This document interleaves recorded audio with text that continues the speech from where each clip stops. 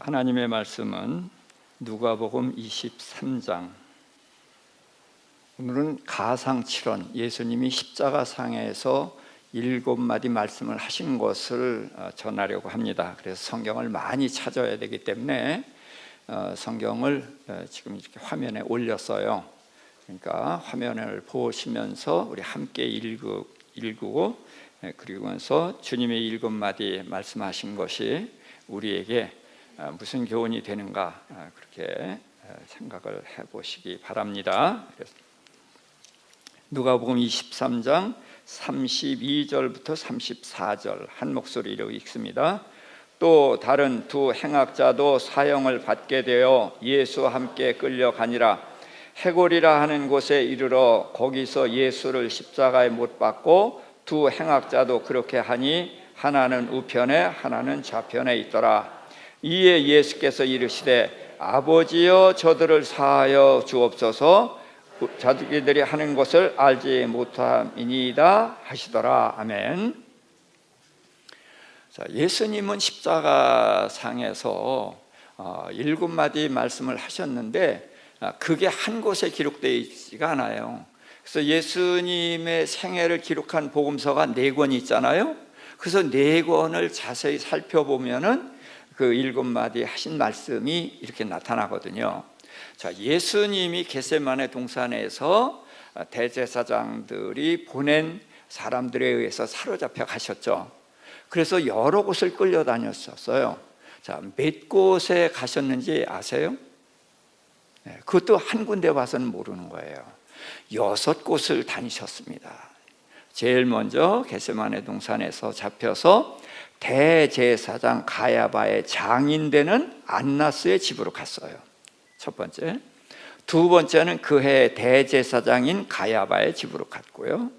세 번째는 유대인의 최고의 의결기관인 공회에 갔습니다. 그리고 네 번째는 예수님을 심판할 권한이 있는 빌라도에게 갔습니다. 그리고 다섯 번째는 헤롯 왕에게 갔었고 다시 빌라도에게 오셔서 6번의 재판을 받으셨어요. 자, 재판은 지금은 낮에도 하고 밤에도 하지만 그 당시에는 밤에는 아무 일도 못하는 거예요. 재판은 낮에 하는 거예요. 그런데 재판을 언제 했어요? 밤에 했어요. 그러니까 어둠의 세력들이 예수님을 재판한 것입니다. 그리고 성경에는 숫자의 의미가 있거든요. 그래서 7은 완전수, 하나님의 수예요. 그래서 예수님이 십자가상에서 7마디 말씀을 하셨고 예수님이 천국 비유를 말씀하신 것도 7가지를 말씀을 하셨어요. 그래서 완전한 하나님의 세계를 이렇게 표현할 때는 7이라는 숫자가 들어가거든요. 그런데 예수님이 끌려다니는 곳은 6곳이에요. 그럼 6은 뭘 상징하죠? 6은 사람의 수, 짐승의 수, 또 하나 마귀의 수예요. 그러니까 예수님이 그 밤에 재판을 받은 것은 어둠의 세력이 예수님을 재판했고 또 사람들이 했고 마귀가 했다는 거예요. 그런데 예수님은 그 재판에서 당신을 드러내시고 빛이시니까 감출 수가 없어요. 예수님이 어떤 분인지가 오히려 그 재판을 통해서 드러내셨고 그분이 우리를 위한 모든 일을 이루셨고 그래서 예수님은 그 십자가상에서 7마디 말씀을 하셨는데 그 7마디 말씀이 전부 우리에게 주시는 마지막 유언이다 이렇게 생각하고 받으면 틀림이 없을 것입니다. 그래서 제일 첫 번째가 뭐냐? 죄사함에 대해서 말씀하셨어요. 그래서 자기를 십자가에 못 박는 그들을 아버지 하나님께 저들의 죄를 사하여 주옵소서. 저희가 하는 일이 뭔지를 알아요, 몰라요? 모르니까 그런다는 거예요. 하나님의 아들인 줄 알면서 못 박을 사람이 있겠어요? 없어요. 온 세상은 다 하나님을 모르기 때문에 어둠 속에 갇혀 있다 보니까 그 빛이신 하나님을 모르는 거예요. 모르니까 그들이 그런 짓들을 했고 예수님은 그들을 불쌍히 여기셔서 자기를 십자가에 못 박는 자들조차도 용서해 달라고 하나님께 탄원을 하신 것입니다. 자, 예수님이 이 세상에 오신 것은 뭐하러 오셨어요? 우리를 죄를 사하시고 우리를 마귀의 종에서 하나님의 자녀의 신분을 회복시키기 위해서 오신 거예요. 이게 주님이 오신 가장 핵심되는 거예요. 그래서 제일 먼저 하신 일이 저희의 죄를 사하여 주옵소서. 그런데 못 박는 사람들만이 아니라 하나님을 모르는, 그래서 하나님을 대적하는 그런 우리의 모두를 위해서, 죄인들을 위해서 십자가에 못 박히시면서 저희의 죄를 사하여 주옵소서. 그래서 주님을 만나는데 제일 첫 번째가 죄사함을 받는 것입니다. 자, 근데 요한복음 20장 거기를 보도록 하겠습니다. 20장 21절부터 23절 함께. 예수께서 또 이르시되 너희에게 평강이 있을지어다. 아버지께서 나를 보내신 것 같이 나도 너희를 보내노라. 이 말씀을 하시고 그들을 향하사 숨을 내쉬며 이르시되 성령을 받으라. 너희가 누구의 죄든지 사하면 사하여질 것이요 누구의 죄든지 그대로 두면 그대로 있으리라 하시니라. 아멘. 자, 예수님은 부활하신 후에 두려움에 떨고 있는 제자들을 찾아오셨어요. 그래서 그들에게 평강이 있을지어다 그러면서 손과 옆구리에 못자국 창자국을 보여주셔서 제자들이 이제 두려움을 기쁨으로 바꿔주셨어요. 그리고서 다시 한번 너에게 평강이 있을지어다 그랬어요. 그 평강이 뭐냐? 내가 너희를 보낸다는 거예요. 우선은 두려움에서 해방되기 위해서 주님이 평강을 주셨고, 그 다음에는 주님이 제자들을 사도로 파송하시면서 평강을 주신 거예요. 그래서 우리도 주님의 부름을 받아서 예수를 믿고 평안을 누리지만 이것은 끝이 아니에요. 주님이 제자를 보내신 것처럼 주님이 우리도 보내십니다. 그래서 보내시는데 우리가 가서 하나님의 말씀대로 사는 일이 쉬워요? 어려워요? 어려워요. 그러니까 그 어려움 때문에 우리가 주저앉고 망설이고 이렇게 되거든요. 그래서 주님은 우리가 주님의 일을 하는데, 주님의 명령을 따르는데 두려움에서 벗어나라. 그래서 평안을 다시 한번 말씀을 하셨고, 그러면서 제자들 파송하면서 아버지께서 나를 보내신 것 같이 나도 너희를 보낸다 그랬단 말이죠. 아버지께서 예수님을 세상에 보내신 가장 큰 목적이 뭐예요? 죄사함이에요. 그래서 우리를 구원해서 하나님의 자녀가 되게 하신 거예요. 그런데 그 주님이 제자들 세상에 보내면서 제1성으로 한 말씀이 뭐예요? 죄를 사하라는 거예요. 자, 예수님이 중풍병자에게 내 죄 사함을 받았다라고 그랬더니 유대인들이 펄쩍 뛰었어요. 아니, 하나님 이외에 누가 죄를 사한단 말이냐? 그러면서 참남하다 그랬어요. 그때 예수님이 하신 말씀이 인자에게 죄 사하는 권세가 있는 것을 너희로 알게 하려 함이라. 그래서 예수님이 우리 죄를 사하셨어요. 그런데 그 예수님이 제자들 보고 뭐하라? 죄를 사하라. 너희가 죄를 사하면은 사함 받을 것이요 그대로 두면 그대로 있으리라 그랬는데, 자, 그러면은 우리도 질문을 하게 되죠. 우리가 죄 사하는 권세가 있는가? 내가 집사님 죄를 사하노라 그러면 사해져요? 안 되잖아요. 근데 무슨 죄를 사하는 권세를 주셨다고 하는가? 그러면 권세가 없는데 주신다고 하시겠어요? 그래서 이런 것을 우리가 잘 묵상을 해봐야 되는 거예요. 예수님께 하나님이 죄 사하는 권세를 주셨죠. 그런데 예수님이 그냥 말씀으로 죄를 사하셨어요? 십자가에서 우리 죄를 담당하셔서 죄를 사했어요? 그렇죠. 십자가에서 죄를 담당하셨기 때문에 우리 죄가 사하신 거예요. 그런데 예수님이 제자들 파송하면서 날마다 자기 십자가를 지고 나를 따르라 그랬죠. 십자가는 우린 고난을 십자가라고 얘기하는데 조금 문제가 있어요. 남편 속색이니까 남편의 내 십자가야. 물론 십자가일 수 있습니다만은 십자가는 단순한 고난이 아니라 죄를 사하는 거예요. 그래서 죄를 사한다는 게 이제 뭐냐? 이것은 이제 예수님이 이 세상에 오셔서 이제 죄를 사하심으로 우리가 하나님의 자녀가 됐단 말이에요.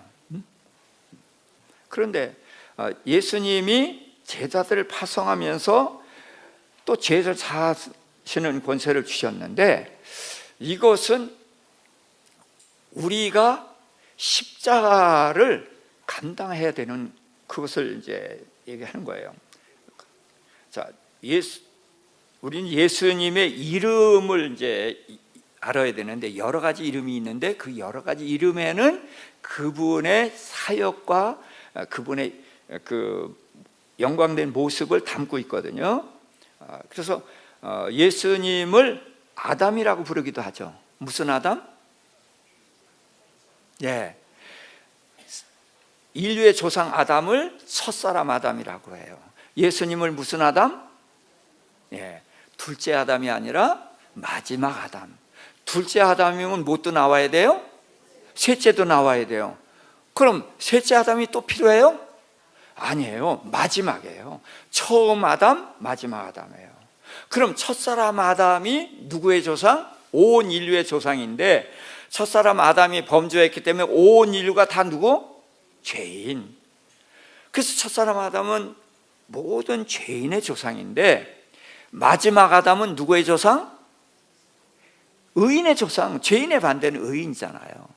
우리가 이전엔 죄인이었는데 이제는 의인이 됐잖아요. 그래서 우리의 조상은 이제는 예수 그리스도예요. 그런데 예수 그리스도가 우리를 의인이 되게 하기 위해서 내가 내 죄를 사하노라 그 말씀으로만 됐어요? 십자가를 지심으로 됐어요? 그렇습니다. 십자가를 지시고 그 고뇌의 고통과 그 수모와 그 생명의 값을 치르는 대가를 치르면서 우리가 구원을 얻어서 의인이 됐단 말이죠. 그러면서 우리를 파송하면서 죄 사하는 권세를 주셨다라는 이야기는 우리가 죄를 사하는 일을 제일 먼저 해야 된다는 거예요. 여러분들에게 상처 주고 아픔을 준 사람들이 있죠. 그런데 용서하는 게 쉽습니까? 어렵습니까? 얼마나 어려운지, 내가 죽어도 용서 못해, 그렇게 말하는 사람들이 많이 있어요. 왜? 그 상처가 내 인생을 망쳐놨거든. 그것 때문에 내 인생이 이렇게 잘못되고 내 인생이 찌그러져 버렸단 말이에요. 그래서 용서 못한다는 거예요. 그런데 주님은 용서하라, 그걸 우리에게 부탁하셨어요. 근데 용서하는 일이 얼마나 하기 힘들면 죽을지언정 용서 못한다고 하겠어요.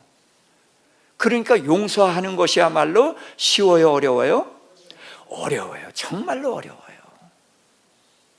그런데 용서하는 것은 주님의 피로 용서받은 자의 제일 첫 번째 사명이라는 거예요. 우리가 주님이 가르치신 기도를 하는데 이렇게 고백하죠. 우리가 우리에게 죄 지은 자를 사하여 준 것 같이 그 다음은 우리 죄를 사하여 주옵시고 그랬어요. 그런데 거기를 제가 안위를 부탁했어요. 우리가 우리에게 죄 지은 자를 용서하지 않은 것 같이 그 다음 우리 죄를 왜 안 하셔요? 이거 중요한 거예요. 다시 한번 합니다. 우리가 우리에게 죄 지은 자를 용서하지 않은 것 같이 우리 죄를 용서하지 마옵시고. 자, 그렇게 해보니까 마음에 와 닿는 게 있죠. 그렇죠. 이게 주님의 말씀이에요. 용서하지 않으면 용서하지 않겠다. 죽이려면 가르치신 후에 너희가 내 죄를 용서하지 않으면 결단코 너희 죄도 용서하지 못한다고 말씀을 하셨어요. 그런데 우리는 용서하는 것은 잘하는 거고, 그런 저 사람 용서하니까 참 훌륭한 사람이야. 근데 나는 못해. 안 해도 괜찮다. 이런 개념을 가지고 있어요. 근데 용서는 안 하면 내 죄도 용서함 받지 못한다. 이게 주님의 말씀이에요. 성경 읽어보면 이 말씀이 굉장히 많아요. 근데 용서를 왜 못해요? 원수가 미우니까 못하잖아요. 그렇죠? 내가 이만한 상처를 받고 손해를 봤는데 용서해주면 얼마나 나만 힘들고 저는 나한테 피해주고서 또 용서받으면 원수만 좋잖아요. 나는 뭐예요? 그래서 용서 안 하는 거거든. 그런데 내가 용서를 안 했더니 화가 나서 이를 부스럭 갈았더니 원수가 자다가 기겁을 하고 놀래서 깬다. 소름이 쫙 끼친다. 진땀 흘린다. 그러면 용서 안 한 보람이 있죠. 보람이 있죠. 근데 그게 돼요, 안 돼요? 용서 안 해서 잠 못 자는 게 누구예요? 나예요. 피해자가 계속 피해를 입고 있는 거예요. 그래서 어떤 선교사가 그렇게 얘기를 하더라고요. 원수를 죽이기 위해서 매일 하는 게 있는데 뭐냐? 매일 독약을 조금씩 먹는다. 근데 이게 맞는 말이에요. 용서를 안 하면 내 마음에 빛이에요? 어둠이 있어요? 어둠이 있어요. 그러면 이 어둠이 나를 점점 더 어둠으로 만들어 가잖아요. 병의 원인이 다 어디서 나와요? 마음에서 나와요. 그래서 용서를 안 하는 것은 결국은 나를 죽이는 일이다, 그런 얘기예요. 그래서 용서는 누굴 위해서 해야 된다?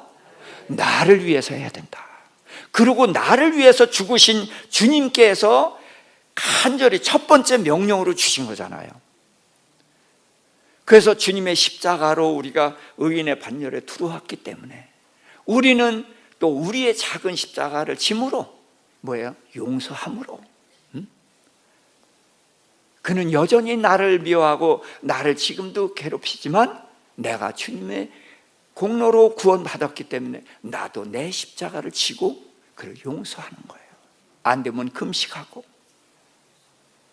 주께 매달리면서 용서하게 해달라.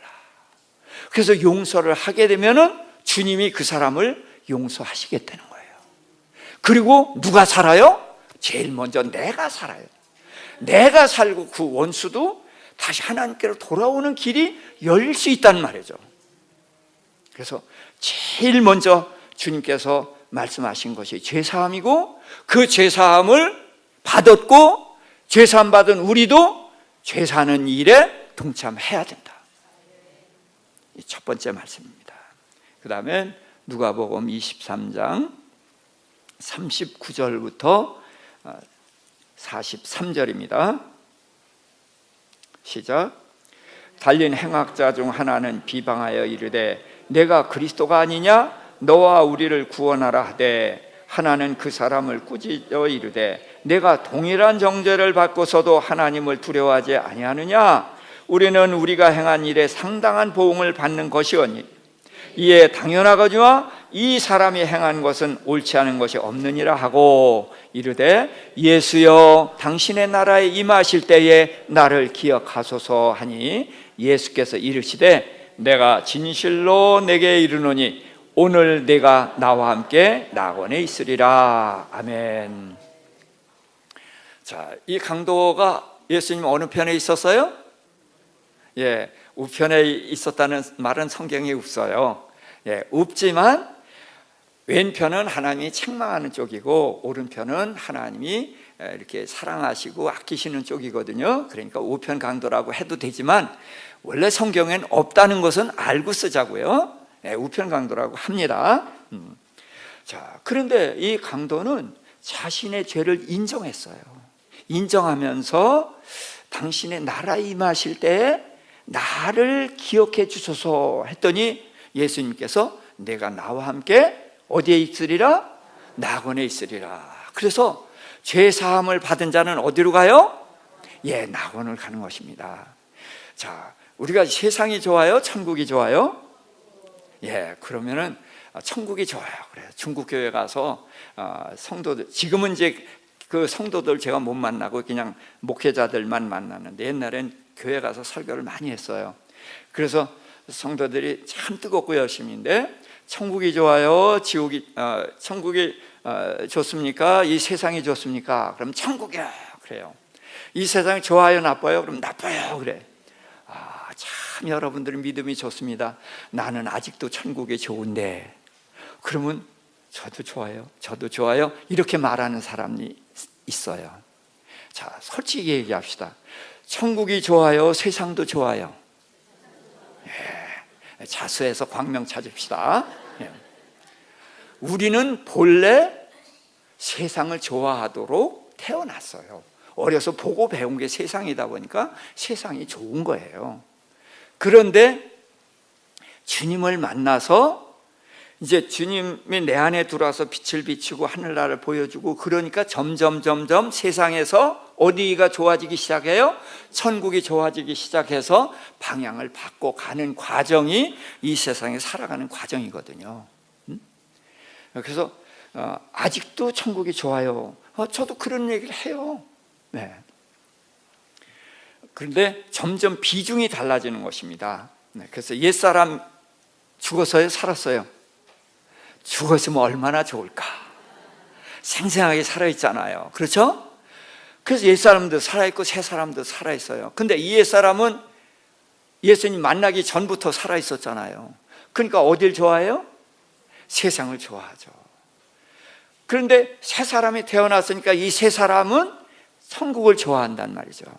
그래서 우리 안에서 이 싸움이 있는 거예요. 그래서 예수님이 우리를 옛사람을 어떻게 해버리라? 벗어버리라. 죽은 자로 여기라.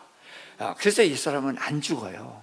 근데 내가 죽은 자로 여기고 이제 새 사람을 중심으로 살아갈 때 우리가 변화돼 가는 것이거든요.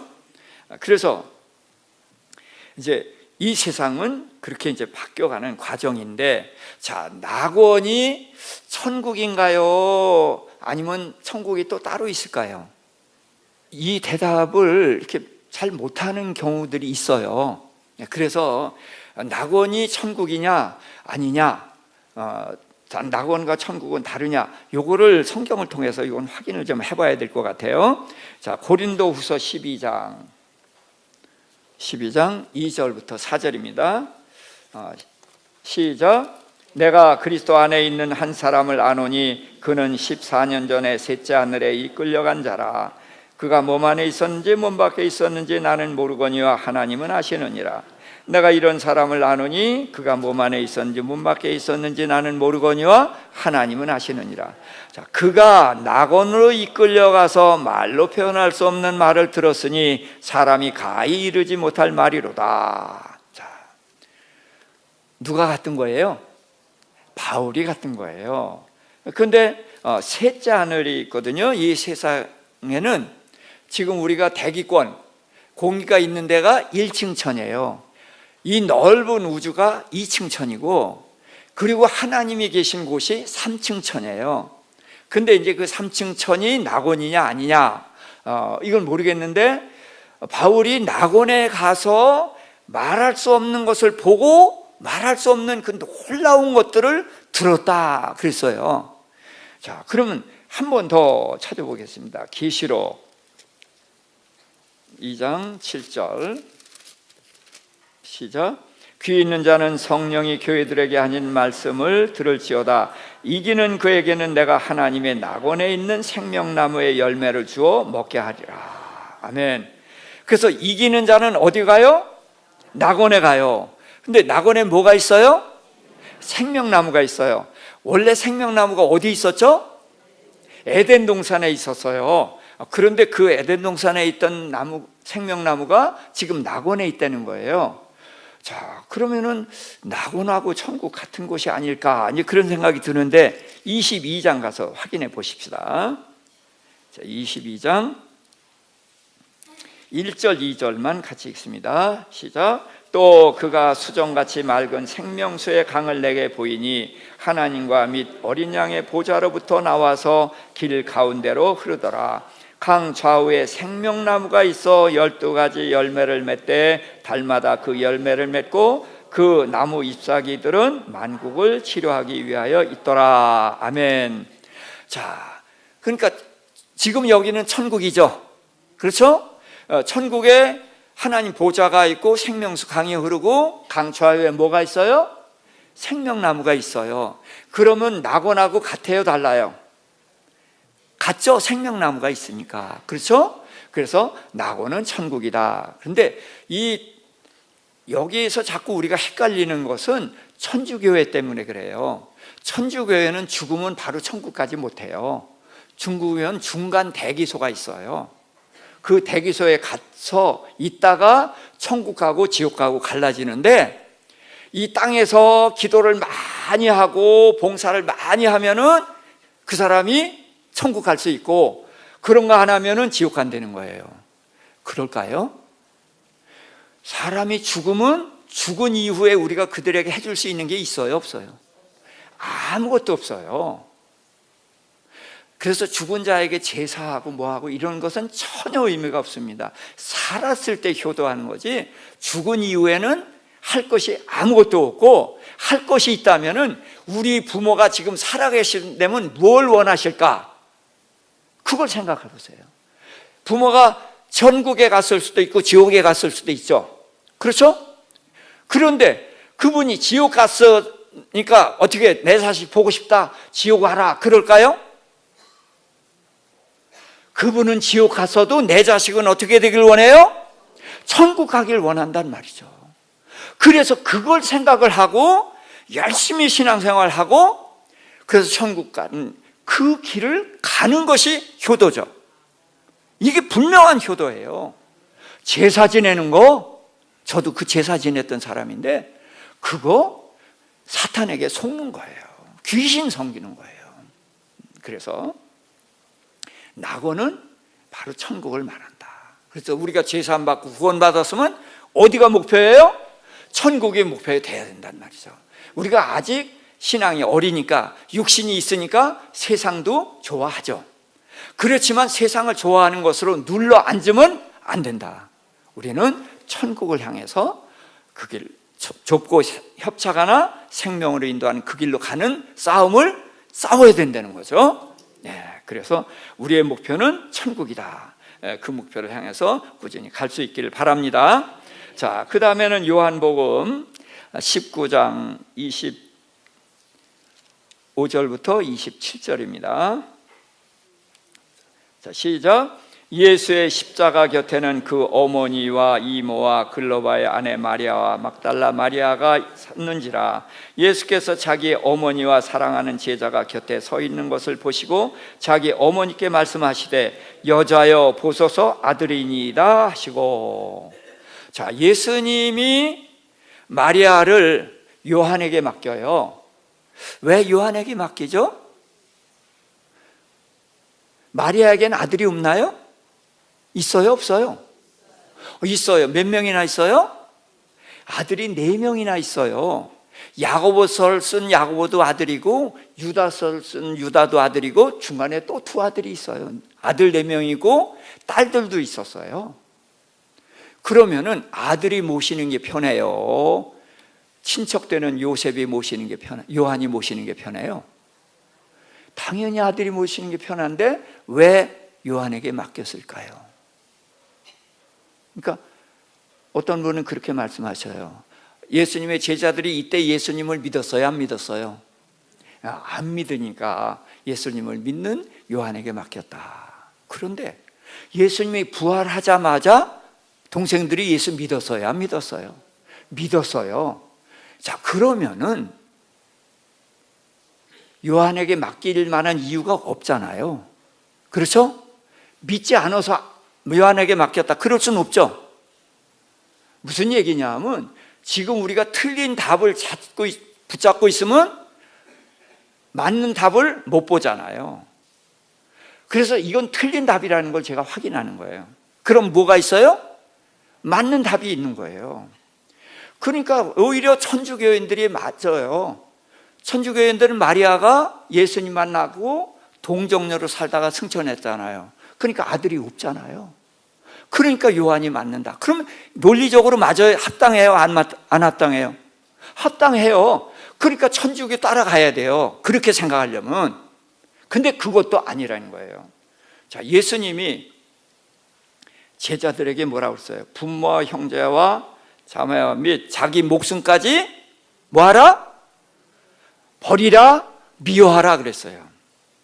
그 자식들은 부모도 섬기지 말라고 그러고, 아버지가 돌아가셨는데 장례 치르고 갈게요. 그냥 놔두고 따라와.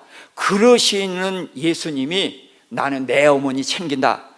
그러면 그런 예수님 믿어야 돼요? 안 믿어야 돼요? 나 그런 예수라면 안 믿어요. 제자들에겐 하라 그러고 당신은 안 하고, 이 세상 지도자 똑같잖아요. 이 세상 지도자는 우리를 끊임없이 속이잖아요. 머리 굽실굽실대고 해서 찍어주면 당선되자마자 목이 빳빳해지는 게 세상 지도자들인데, 예수님도 그런 지도자가 되면 안 되잖아요. 우리가 그렇게 만들어버려도 안 되고요. 그렇다면 예수님은 왜 그러셨을까? 그래서 마태복음을 찾아보도록 하겠습니다. 12장 46절부터 50절입니다. 시작. 예수께서 무리에게 말씀하실 때 그의 어머니와 동생들이 예수께 말하려고 밖에 섰더니 한 사람이 예수께 여짜오되 보소서 당신의 어머니와 동생들이 당신께 말하려고 밖에 섰나이다 하니, 말하던 사람에게 대답하여 이르시되 누가 내 어머니이며 내 동생들이냐 하시고 손을 내밀어 제자들을 가리켜 이르시되 나의 어머니와 나의 동생들을 보라. 누구든지 하늘에 계신 내 아버지의 뜻대로 하는 자가 내 형제요 자매요 어머니이니라 하시더라. 예수님의 가족관이에요. 자, 우리에게 소중한 가족은 우리 부모로부터 물려받은 가족이고, 또 우리가 결혼해서 낳은 자녀들, 이게 우리의 가족이죠. 이게 가장 소중해요. 그런데 이게 아무리 소중해도 이 가족은 이 세상에서 끝나는 거예요. 천국에 가서 만나자. 예, 물론 만날 수 있어요. 제 딸 천국에 가서 만날 거예요. 근데 천국에 가서 우리 딸이 아빠 그러고 저한테 오겠어요? 오빠 그러고 와요. 아빠 그러면 하나님이 뭐가 돼요? 할아버지 돼요. 천국에 가면 땅의 가족은 해체예요. 우리 딸이 지금은 내 딸이지만 천국 가면 내 이쁜 누이 동생이 되는 거예요. 그래서 가족이 지금은 소중하지만 이거보다 더 소중한 가족이 예수님이 만드신 가족이에요. 자, 성경 한 군데 더 찾아보도록 하겠습니다. 요한복음 20장 16절부터 17절. 예수께서 마리아야 하시거늘 마리아가 돌이켜 히브리 말로 라보니 하니 이는 선생님이라는 말이라. 예수께서 이르시되 나를 붙들지 말라. 내가 아직 아버지께로 올라가지 아니하였노라. 너는 내 형제들에게 가서 이르되 내가 내 아버지 곧 너희 아버지 내 하나님 곧 너희 하나님께로 올라간다 하라 하시니. 그래서 예수님이 형제들에게 가서 말하라고 그랬어요. 자, 이 형제들이 예수님의 동생일까요? 예, 제자를 형제라고 말했어요. 그러니까 예수님이 생존에 계실 때에는 제자들을 형제라고 말씀하신 적이 없어요. 여기서 아까 마태복음에서 내 아버지의 뜻대로 하는 이 사람들이 형제다, 가족이다 라는 말씀을 하셨지만 대놓고 형제라는 말을 안 했어요. 왜? 예수님이 십자가 지고 죽으시기 전에는 모두가 다 뭐예요? 죄인이에요. 누구 새끼예요? 마귀 새끼예요. 마귀 자식이에요. 그렇죠? 그러니까 형제라는 말을 안 하는 거예요. 근데 십자가에서 죽으시고 부활하셨단 말이에요. 그러니까 죄가 어떻게 됐어요? 해결됐어요. 그러니까 죄가 해결됐고 예수를 믿으니까 누가 됐어요? 하나님의 자녀가 됐어요. 우리처럼. 그래서 예수님이 십자가에서 부활하신 후에 내 형제라는 말을 비로소 하신 거거든요. 그래서 우리는 두 개의 가족이 있다, 그렇게 얘기해야 돼요. 하나는 땅의 가족, 하나는 하늘의 가족. 제 이 표현이 맞죠? 내가 지금 소중한 가족은 어디 가족? 땅의 가족. 그리고 내가 아직 별로 그렇지만 그렇게 해야 되겠지라는 생각을 하고 있는 가족은 무슨 가족? 하늘 가족. 그래서 이 가족도 부지런히 받고 가야 돼요. 그래서 하늘 가족이 돼야 돼요. 하나님을 아버지로 모시는 우리 교회 성도들이 이게 진짜 가족이란 말이죠. 천국까지 영원히 손잡고 갈 가족이에요. 그래서 이 성도들끼리 서로 상처 주고 이런 일 하면 안 되는 거예요. 그건 이제 어린 아이들은 형제들끼리 싸우죠. 그래서 싸우면은 그게 어떻다? 아직 어린 아이구나. 그러고서 우리가 용서해주고 그냥 또 기다려 주는 거예요. 싸운다고 쫓아내면 안 돼요. 그래서 우리의 가족은 땅의 가족에서 이제는 하늘의 가족으로 가는 과정이다. 그래서 이제 그렇게 됐는데 문제는 예수님이 마리아를 뭐라고 불렀죠? 여자여라고 불렀어요. 근데 요한에게는 보라 내 누구다? 어머니다. 아니 좀 이상하잖아요. 왜 요한에게는 어머니고 예수님께는 여자예요? 여자가 무슨 뜻이에요? 어머니를 높여서 부른 것이다. 그렇게 말들을 해요. 그런데 그 여자라는 말이 원어로 귀내거든요. 근데 예수님이 이 귀내라는 단어를 어떻게 썼느냐를 확인해 보면은 알 수가 있죠. 요한복음 4장에 보면은 사마리아 수가성 여자 남편 5 있다가 지금 다른 남자하고 동거하고 있는 그 수냄 여인에게 예수님이 여자여 귀내 그렇게 불렀어요. 또 요한복음 8장에 보면은 간음하다가 현장에 잡혀온 여인, 그 여인 보고도 귀내라고 불렀어요. 또 지금 좀 읽은 대로 막달라 마리아 보고 여자여 불렀잖아요. 귀내. 자, 그럼 예수님이 어머니가 그렇게 많아요? 아니죠. 예수님에게는 간음하다 잡힌 여인이나 막달라 마리아나 모친 마리아나 똑같이 뭐다? 여자다 그래요. 아니 그렇다면 왜 예수님은 모친을 여자라고 부르는가? 근데 우리가 이미 답을 다 알고 있어요. 자, 아담이 범죄했을 때 하나님께서는 바로 그리스도를 보낼 것을 말씀하신 게 창세기 3장 15절이에요. 그래서 여자의 후손은 뱀의 후손의 머리를 깨트리고 뱀의 후손은 여자의 후손의 발꿈치를 상하게 한다. 그래서 여자의 후손이 예수님이란 말이죠. 예수님이 오셔서 사단의 머리를 깨트리고 우리를 구원하실 것을 말씀하신 거예요. 그래서 예수님은 여자의 후손이에요. 또 이사야서에 보면은 처녀가 잉태하여 아들을 낳을 것이니 그 이름을 임마누엘이라 하리라. 그래서 처녀가 낳은 게 임마누엘이고 임마누엘이 예수님이에요. 자, 그런데 처녀가 아기 낳아요? 못 낳아요. 그러니까 처녀가 아기 낳는다고 그러니까 우리 학생들이 믿을 수 있어요, 없어요? 못 믿는단 말이에요. 근데 이게 설명이 필요한 거라고. 처녀는 애 못 낳는 거 맞아요. 그래서 우리는 전부 누구의 후손이냐 하면 첫사람 아담의 후손이에요. 자, 우린 누가 낳았어요? 엄마가 낳았어요. 근데 성은 누구 성 따라가요? 아빠 성. 그러니까 누구의 자녀라는 거예요? 아빠 자녀라는 거예요. 그래서 우리의 그 옛날 시인들이 그랬잖아요. 아버지 날 낳으시고 어머니 날 기르시니. 그래서 아버지가 엄마 밭에다가 아버지가 씨를 심으신 거예요. 그래서 우리가 나왔거든. 근데 아담이 죄인이 심었으니까 뭐가 나왔어? 우리가 죄인인 거예요. 그래서 우리 모두가 다 죄인이고, 석가모니가 훌륭한 분이지만 그도 누구의 후손이에요? 누구의 후손? 아담의 후손. 그렇잖아요. 아담의 후손 그럼 맞잖아요. 그렇죠? 근데 아담이 죄인이니까 석가모니도 죄인. 그러니까 그도 자기 죄로 죽지 남을 구원할 수가 없어.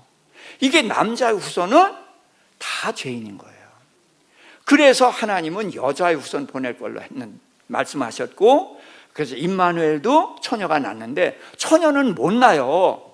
그런데 예수님은 누가 잉태하게 했어요? 하나님이 잉태하게 했으니까 누가 심었어요? 하나님이 심었어요. 그러니까 예수님께 하나님이 누구예요? 아버지가 심었으니까. 네. 그래서 예수님은 하나님이시니까 죄가 있어요, 없어요? 없어요. 그럼 마리아를 통해서 몸을 받아가지고 왔으니까 예수님을 완전한 하나님, 완전한 사람.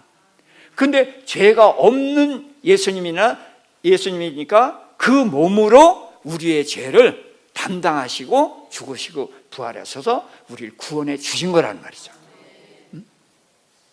그래서 예수님은 여자의 후손으로 오신 것, 바로 하나님의 아들로 세상에 오신 것을 알리기 위해서 마리아를 어머니라고 부르지 않고 여자애라고 불렀다. 그리고 처녀가 낳지만 처녀가 혼자 난 게 아니라 누가 심어서? 하나님이 심으셔서, 그래서 하나님의 아들 예수님이 태어나셨다. 그렇게 우리 아이들에게도 가르쳐 주셔야 됩니다. 그래서 우리는 이제는 새 가족입니다. 육신의 가족만 가족이 아니라 육신의 가족은 땅의 가족. 이거는 이후에는 해체될 가족이에요. 그래도 우리 가족은 소중히 여겨야 되지만, 그러나 가족, 내 혈육만, 땅의 가족만이 아니라 이제는 우리 성도들이 우리의 가족이다. 예. 그리고 천국까지 같이 갈 가족은 이 가족이 진짜란 말이에요. 예. 그래서 우리 함께 교회 성도들은 우리의 가족이다. 형제 자매, 말로만 형제 자매가 아니라 정말 우리의 가족이라는 것을 알고 서로 사랑하고 손잡고 함께 하나님의 나라를 향해서 갈 수 있는 저희들 되시길 바랍니다. 그 다음에 마태복음 27장 45절 46절 시작. 제6시로부터 온 땅에 어두움이 임하여 제9시까지 계속되더니 제9시쯤에 예수께서 크게 소리질러 이르시되 엘리 엘리 라바 사박다니 하시니 이는 곧 나의 하나님 나의 하나님 어찌하여 나를 버리셨나이까 하는 뜻이라.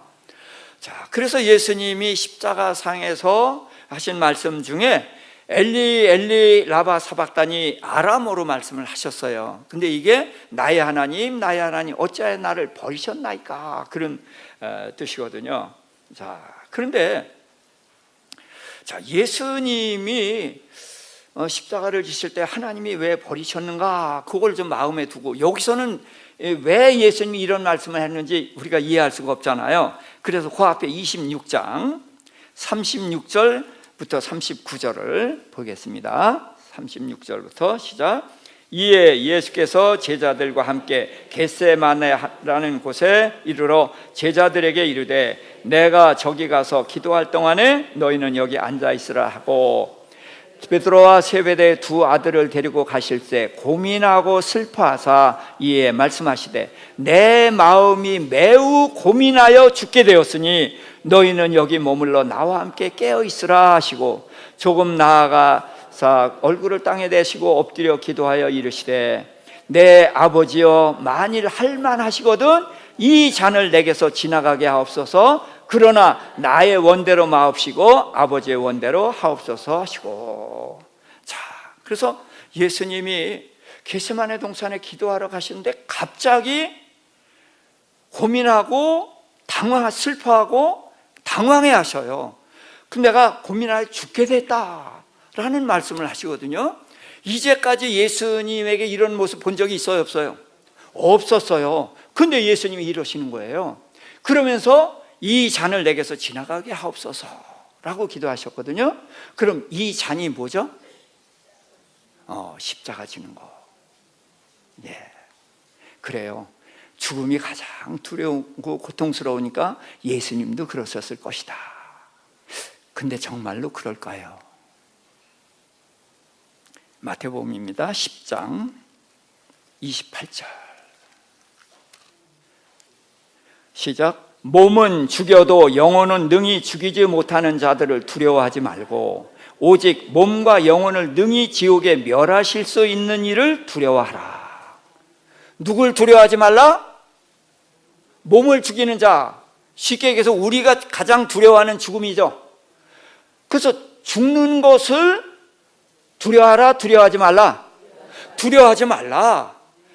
육신의 죽음을 두려워하지 말고 육신과 함께 영혼을 지옥에 멸하는 자 누구예요? 하나님을 두려워하라. 근데 육신의 죽음을 두려워하지 말라고 제자들을 가르치신 예수님이 십자가에 죽는 죽음을 두려워했다. 그러면 그런 예수님 따라갈 필요가 있어요, 없어요? 말과 행동이 삶이 다른 분을 따라가면 안 돼요. 그분은 말 그대로 사셨단 말이에요. 그러니까 예수님이 그런 분이 아닌데 우리가 그런 분을 만들어 버렸단 말이죠. 제자들에게 말했어요. 너희 죽이는 자 두려워하지 말아라. 자, 예수님은 죽음을 뭐라고 표현했어요? 잔다. 자, 잠이 두려운 사람. 왜 두려워하잖아요? 깨어나니까. 죽음은 왜 두려워요? 죽음은 끝이니까. 그런데 예수님은 죽음이 끝이 아니라는 거예요. 그래서 성경에서는 죽음을 잔다고 그래요. 왜? 잠은 깨어나죠. 그러면 이 세상에 죽음은 어디서 깨어나? 천국에서 깨어나요. 자, 그게 믿어지면 죽음이 두려워요, 안 두려워져? 안 두렵죠? 소망이 되죠.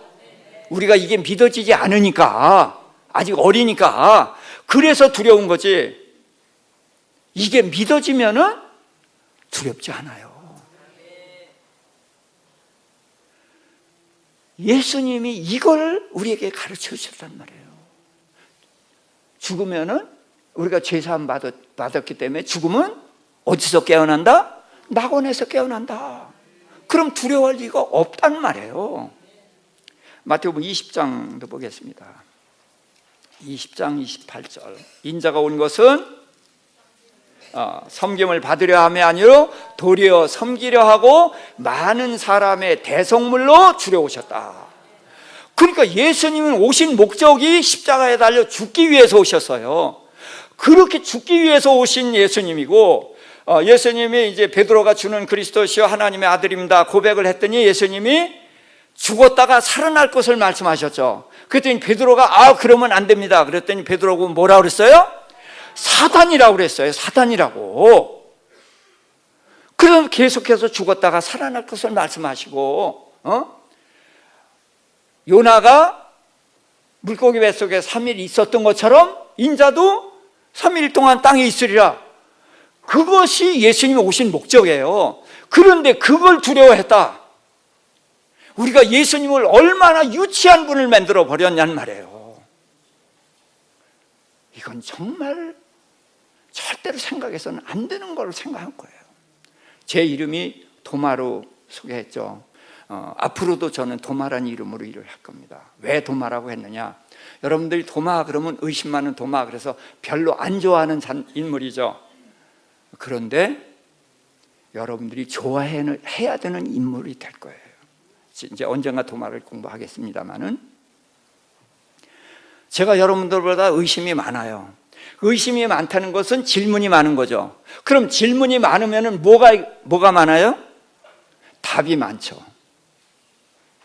여러분 여기를 읽으면서 질문을 안 했기 때문에 그냥 지나왔지만, 나는 의심이 있으니까 왜 이러지? 왜 이러지?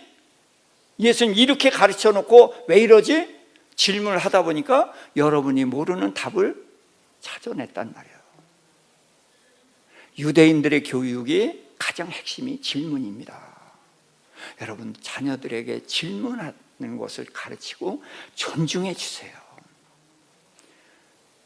질문의 욕구를 채워주면 넓은 세상을 누릴 수 있는 사람이 될 수 있습니다. 그래서 예수님은 이제 죽기 위해서 오신 분이기 때문에 그 죽음을 두려워하지 않을 것입니다. 그런데 왜 두려워했느냐? 그 답을 찾아야 돼요. 8장으로 갑니다. 마태복음 8장 21절 22절. 자, 시작. 제자 중에 또 한 사람이 이르되 주여 내가 먼저 가서 내 아버지를 장사하게 허락하옵소서. 예수께서 이르시되 죽은 자들이 그들의 죽은 자들을 장사하게 하고 너는 나를 따르라 하시니라. 자, 아버지가 죽었죠. 근데 아버지를 장사 지내려면 산자가 장사 지내야 돼요? 죽은 자가 장사 지내야 돼요? 산자가 장사 지내야 되는데 죽은 아버지를 죽은 자가 장사 지내야 된다라고 말을 하거든요. 자, 그러면은 죽음이 뭐냐? 그때 죽음이 두 가지예요. 죽음은 저는 이제 분리다 이렇게 이야기를 합니다. 죽음은 나뉘는 거예요. 우리의 육체의 죽음은 뭐가 나뉘죠? 영혼과 육체가 분리되는 거예요. 그게 우리가 두려워하고 있는 죽음이에요. 그런데 예수님이 두려워한 죽음이 뭐냐면 하나님으로부터 분리되는 이 죽음이다 그래요. 자, 아버지는 영혼과 육체가 분리된 죽은 자예요. 근데 그 아버지를 장사 지내는 죽은 자는 누구로부터 분리됐다? 하나님으로부터 분리됐다. 그래서 우리가 두려워해야 되는 것은 영혼과 육체가 분리되는 이것이 두려운 것이 아니라 하나님으로부터 분리되는 이것이 두려움이 돼야 되는 거예요. 하나님으로 분리되어 있으면 어떻게 돼요? 지옥 가는 거예요. 이게 두려운 거예요. 그리고 예수님은 태초부터 아버지 하나님과 늘 함께 있었어요. 세상에 와서도 세상 사람들이 뭐라고 해도 아버지는 늘 나와 함께 계신다. 제자들이 버리고 도망갈 때도 너희는 다 나를 버리고 가지만 아버지는 나와 함께 계신다. 그렇게 말씀하셨어요. 그래서 예수님은 한순간도 아버지로부터 떨어져 본 적이 없어요. 그런데 지금 여기서 아버지께 버림을 받았다는 거예요. 아버지 엘리 그랬잖아요. 나의 하나님 어찌하여 나를 버리셨나이까? 그러니까 하나님이 버리셨으니까 하나님으로부터 분리됐죠? 그러니까 뭐 한 거예요? 산 거예요? 죽은 거예요? 죽은 거예요. 우리는 3일 만에 다시 살아나면 다시 하나 되잖아요. 그러니까 그까지 죽음이 잠깐 분리되는 게 뭐가 걱정이야? 우리는 전 중국에 석 달도 들어가 있고 1년도 들어가 있다 나오고 그러는데 그래도 저희 부부는 여전히 부부잖아요. 근데 3일인데 뭐가 두려운가? 그런데 이게 뭐예요? 죽음이란 말이에요. 죽음. 하나님으로부터 분리된 죽음? 이것을 예수님은 너무나 두려워했던 거예요. 그래서 어찌하여 나를 버리셨나이까? 그랬고 그것을 내다보고 그토록 두려워해서 이 잔을 내게서 지나가게 하옵소서 그랬던 거예요. 예수님이 십자가를 안 지면은 이 세상에 오신 목적을 이루어요? 못 이루어요? 못 이루어요. 그럼 예수님은 아무것도 아닌 거예요. 그러니까 십자가를 안 지겠다는 말은 할 수가 없는 거예요. 그런데 아버지께서 예수님을 안 버리고는 우리 죄를 사하는 것과 관계가 있어요? 없어요. 그렇죠? 하나님이 예수님을 버리지 않아도 버려도 예수님은 우리의 죄를 담당하시고 죽으시고 부활하셔서 우리의 죄를 해결하잖아요. 오신 목적은 다 이루시는 거예요. 그러니까 십자가상에서 다 이루었다라고 말씀하셨죠. 예? 그런데 왜 예수님은 그것을 이것을 면하게 해달라고 하는가? 이거는 하나님이 안 버리셔도 되거든요. 예수님을. 그렇다면 왜 하나님은 예수님을 버리셨는가? 그것은 바로 하나님께서 예수님이 침례 요한에게 침례를 받을 때에 뭐라고 하셨어요? 이는 내 사랑하는 아들이요 내 기뻐하는 자다. 너희는 저의 말을 들으라. 그렇게 말씀하셨어요. 그렇게 사랑하는 자예요. 근데 왜 버리셔요? 지금 왜 십자가를 지셔요?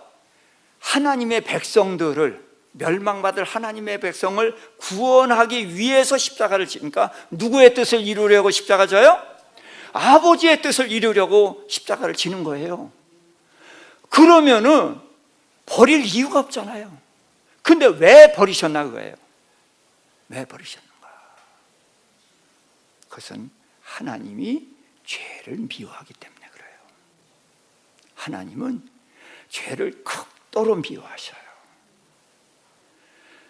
그래서 사랑하는 아들이 그 아버지의 뜻을 이루기 위해서, 하나님의 백성들을 구원해내기 위해서, 모두 아버지의 뜻을 이루기 위해서 세상 죄를 짊어졌는데도 불구하고 그 죄 때문에 사랑하는 아들을 버리시는 거예요.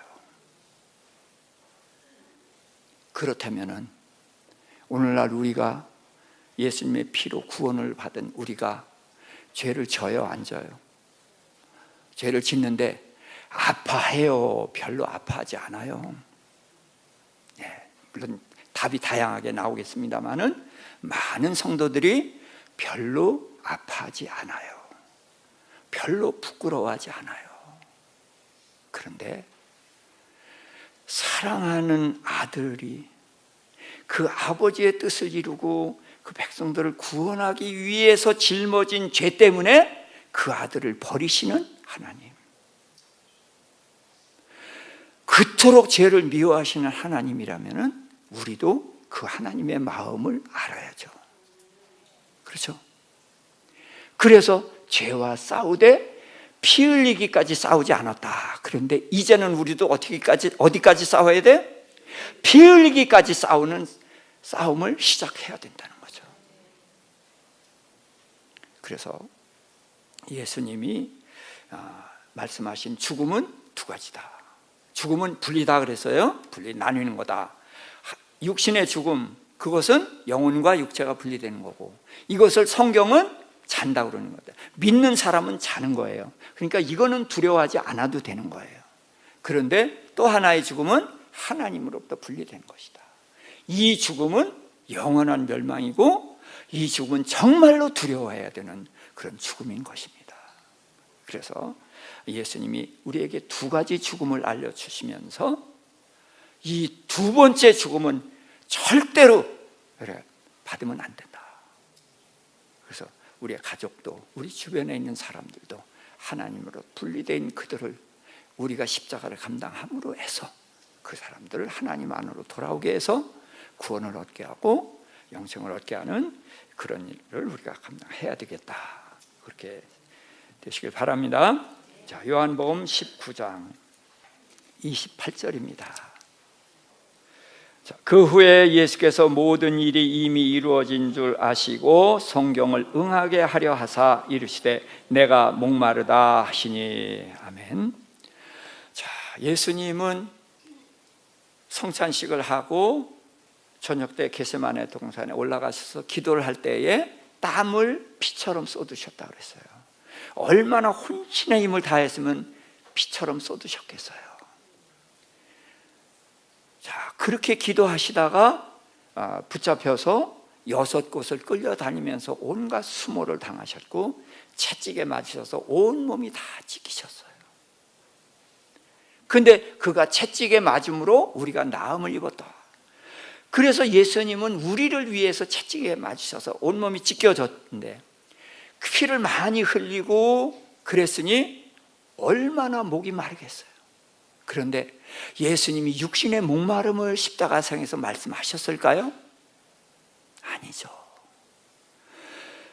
육신의 목마름은 정말 말할 수 없었겠지만 그러면서도 육신의 목마름 이상 가는 그런 목마름이 있었다는 거예요. 도대체 그게 뭔가? 누가복음 12장입니다. 이후에 예수께서 모든 일이 이미 이룬 줄 아시고 성경으로 응하게 하려 하사 가라사대 내가 목마르다 하시니. 그래서 예수님이 목마르다, 이건 일반 생시대예요. 그럼 예수님의 목마름이 뭘까요? 예수님이 불을 던지러 왔다는 거예요. 내가 불을 던지러 왔는데 이 불이 세상에 붙였으면 얼마나 좋겠냐. 근데 이 불이 뭐예요? 하나님의 나라를 이 땅에 이루게 하는 거예요. 우리를 예수를 믿게 하는 거예요. 그런데 예수님이 그토록 복음을 전하고 그래서도 십자가에 못 박게 하소서, 그 청중들이 다 거꾸로 간단 말이죠. 그러니까 주님이 이 땅에 하늘나라를 심고 우리를 구원하고 싶은 그 열정, 그 목마름이 이루 말할 수 없는데 우리는 그 주님의 목마르심을 이해 못하고 있잖아요. 그래서 주님은 이 땅에 불을 던지러 왔다. 하늘나라가 이 땅에 심겨지고 우리의 각 사람의 심령에 성령이 임하시고 하늘나라가 이루어지고 우리의 가정이 하나님의 나라가 되고 우리 교회가 하나님의 나라가 되고 이 주변에 하나님의 나라가 확산되어져 가는 그것이 주님의 목마름이란 말이죠. 그래서 십자가상에서도 내가 목마르다 그렇게 말씀하셨어요. 그래서 우리가 이 주님의 목마르심을 해갈시켜 드려야 되지 않겠습니까? 네, 그래서 우리가 부지런히 전도하고 용서하고 그들을 사랑으로 기도하고 세워서 주님께로 인도해서 주님의 목마르심을 해결해 드리는, 주님의 마음을 시원케 해드리는 우리 모두가 되시기를 축원합니다. 자, 여섯 번째로 요한복음 19장입니다. 29절 30절. 거기서 신포도주가 가득히 담긴 그릇이 있는지라 사람들이 신포도주를 적신 해면을 우슬초에 매어 예수의 입에 대니 예수께서 신포도주를 받으신 후에 이르시되 다 이루었다 하시고 머리를 숙이시니 영혼이 떠나가시니라. 아멘. 예수께서는 그 십자가상에서 다 이루었다는 말씀을 하셨어요. 자, 예수님은 하나님을 뭐라고 표현하냐면 나를 보내신 이, 예수님은 자신을 보냄을 받은 자. 그래서 보내심을 받은 예수님은 보내신 아버지의 뜻을 다 이루러 오셨어요. 그래서 다 이루었다, 십자가상에서 그렇게 말씀을 하셨습니다. 또 디모데후서에 보면은 거기에서 사도 바울이 이렇게 얘기를 해요. 나의 선한 싸움을 싸우고 달려갈 길을 마치고 믿음을 지켰으니, 그래서 나를 위하여 멸관이 예비되었을 것이다. 그래서 사도 바울도 자신이 이제 죽일 때가 된 줄 알고서 그런 고백을 했는데, 선한 싸움을 싸우고 달려갈 길을 마치고 믿음을 지켰다. 그래서 이제는 내가 주님의 일을 다 이루었기 때문에 이제는 하나님이 나를 위해서 멸관을 예비하실 거고, 또 자기와 같은 길을 가는 여러분들에게도 그런 멸관이 예비되었을 것이다. 그래서 주님이 다 이루셨고 사도 바울도 다 이루었어요. 자, 우리의 남은 생에도 주님 앞에 갈 때에 다 이루었다라는 고백을 할 수 있다면 얼마나 좋겠습니까? 우리가 그런 목표를 향해서 갔으면 좋겠고요. 또 우리가 신앙생활 하다 보면은 부족하고 아쉬운 것들이 꽤 있죠. 그래서 주님께서 이런 것도 좀 해주셨으면 얼마나 좋을까, 그런 아쉬움이 들 때가 있어요. 그런데 주님께서 뭐라고 하셨어요? 다 이루었다 하셨어요. 이 말씀을 믿자고요. 내 눈에 보기엔 부족한 것 같지만 주님께서는 뭐 하셨다? 다 이루셨다. 그 믿음을 가지고 우리가 세상과 싸워서 이길 수 있기를 주님의 이름으로 축원합니다. 마지막으로 누가복음 23장 46절입니다. 예수께서 큰 소리로 일러 가라사대 아버지여 내 영혼을 아버지 손에 부탁하나이다 하고 이 말씀을 하신 후 운명하시니라. 그래서 예수님께서 자기 영혼을 아버지 손에 부탁했어요. 자, 사도 바울이 내가 달려갈 길을 마치고 믿음을 지켰으니까 면류관이 나를 위해서 예비됐을 것이다. 그래서 이제 나는 내 할 되었으니까 이제 하나님이 하신다 그러는데, 예수님은 다 이뤘으니까 이제는 아버지 하나님 보좌 우편에 나 앉게 해주세요. 그렇게 권리 주장을 안 하셔요. 내 영혼을 아버지 손에 부탁하나이다. 그래서 제가 이 누가복음 17장에 그 무익한 종에 대한 이야기를 잠깐 했으면 합니다. 거기 이제 써 있는데 제가 설명을 드릴게요. 제자들이 이제 믿음을 더하소서라고 얘기했더니 예수님이 겨자씨만한 믿음이 있어도 이 뽕나무로 뽑혀서 바다에 빠치우라 하면은 그대로 됐을 것이고 그럴 것이다. 그러면서 이어서 하는 말이 종이 있는데 밭에 나가서 일하고 늦게 이제 들어왔단 말이죠. 그러면 주인이 밥 먹어라 하고 할 주인이 어디 있겠느냐? 나 밥 먹는데 시중 들어라, 물 떠와라. 그리고 시중을 다 한 다음에 먹든지 말든지 마음대로 해라. 그러면은 주여, 우리는 무익한 종이라 우리가 해야 할 일을 한 것뿐이니라. 그렇게 하는 것을 이제 말씀하셨거든요. 무익한 종. 무슨 얘기냐? 큰 믿음이 뭐냐 그예요. 큰 일을 하는 것도 큰 믿음이지만 결국은 나의 할 일을 한 것뿐입니다. 그래서 권리 주장을 안 하는 것이 큰 믿음이라는 거예요. 왜 그러냐? 제가 지금은 중국에서도 할 일이 있고 이제 그래서 많이 쓰임을 받습니다. 목사님들은 이제 한국에서도 가르치는 일도 좀 하고 있는데, 근데 이 성도님들이 옛날 저를 아는 분들이 여기 다 계십니다만은 저 술 먹고 담배 핍니다. 그리고 간증했던 사람이에요. 예수 믿은 지 얼마 안 됐는데 목사님이, 이천수 목사님이 간증하라고 그러는데, 그래서 이제 하나님의 은혜를 몇 가지 얘기하다 보니까 그 말하고 들어가는 게 좀 쑥스러워요. 그래서 저 아직 술 먹고 담배 핍니다. 그랬더니 교인들이 와 웃어요. 세상에 간증하는데 그런 간증하는 사람이 어딨나 그래서 웃더라고요. 근데 곧 끊게 될 겁니다. 그랬더니 아멘 그러시더라고. 그러고서 정말로 주님의 은혜로 제가 그걸 끊었어요. 그러면서 오늘 여기까지 오고 단위에 서게 된 여기까지 온 것이 제가 잘나서 한 것이 아니라 하나님의 은혜더라고요. 네. 모든 것이 하나님의 은혜예요. 그러니까 은혜니까 내가 아무리 큰 일을 했어도 자랑할 게 있어요, 없어요? 없어요. 그래서 하나님의 사랑에 빚진 자, 은혜에 빚진 자이기 때문에 주님께 우리는 권리 주장을 못한다. 그래서 우리가 하나님의 은혜로 살았기 때문에 주님께서 이렇게 아버지의 뜻을 다 이루고서도 내 영혼을 아버지 손에 부탁하나이다 하는 것처럼 우리도 하나님의 은혜 가운데 사는 것을 우리가 알았기 때문에 마지막에도 우리가 권리 주장을 하는 게 아니라 모든 것이 하나님의 은혜입니다 하고 감사하고 찬송하고 주님의 이름을 높이는 그런 우리가 될 수 있기를 바랍니다. 정리합니다. 제일 첫 번째 하는 일이 죄 사는 일이었고, 우리에게 죄 사함을 하는 일을 하라고 부탁을 하셨고, 둘째, 우리의 목표는 이 세상이 아니라 낙원 천국입니다. 그것을 향해서 가는 것이고, 우리는 땅의 가족과 하늘의 가족이 있는데 이젠 땅의 가족에서도 우리가 사명을 다해야 되겠지만 하늘의 가족된 우리 교회를 우리의 가족으로 생각하는 그런 길을 가야 되는 것이고요. 그 다음에 두 가지 죽음이 있다. 육신의 죽음과 영적인 죽음이 있는데, 육신의 죽음은 자는 것입니다. 두려워할 죽음이 아니고 하나님으로부터 분리되고 버림받는 이것이 진짜 두려운 것이라는 것을 알고, 또 주님의 타는 목마름, 그 목마름을 우리가 이해하고 그 목마름 해결해 드리는, 주님의 마음을 시원케 해드리는 그런 저희들이 됐으면. 그래서 아버지께서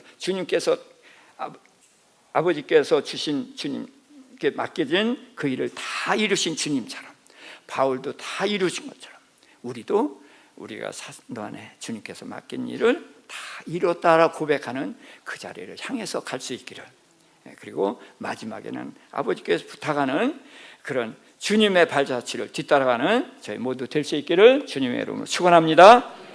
할렐루야. 하나님 아버지 크신 사랑을 감사합니다. 주님의 십자가상의 말씀을 우리가 상고해 보았나이다.